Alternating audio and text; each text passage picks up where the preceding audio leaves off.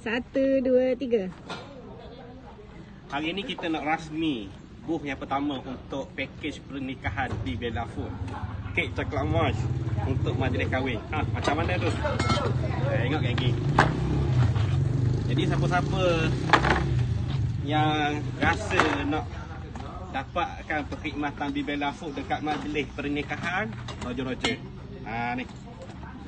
Ada kek coklat moss. Panas-panas lagi ni.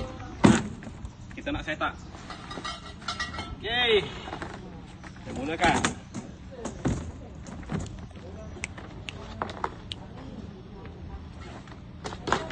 Terbalik tu. Terbalik ni. Ni. Terbalik ni. Balik.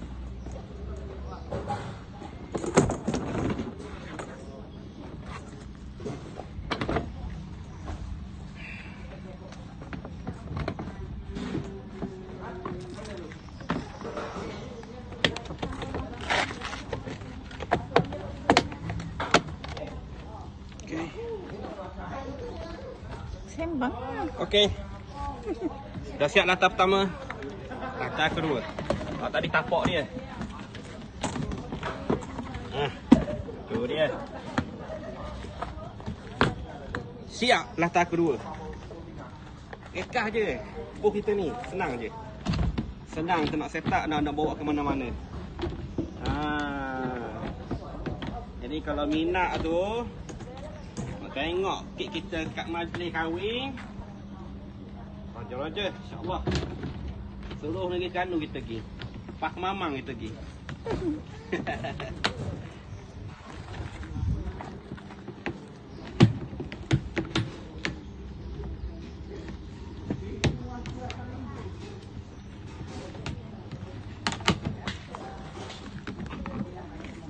Okey. Siap. Masuk tiang.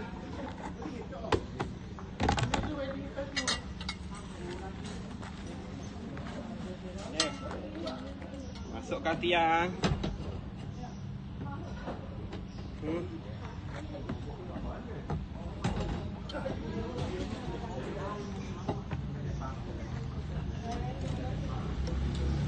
Okey.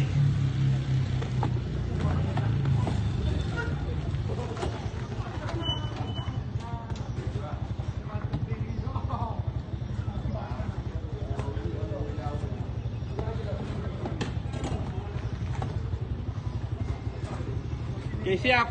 Berapa minit? 3 minit. 3 minit sahaja untuk kita install ni. Dah biasa lagi 2 minit je. Ya. Je. Okey. Apa dekat depan? Kek coklat moss. Kek coklat moss topping banjir. Dapatkan daripada kita. Di Bella Food. Di Bella Food. Sekali lagi.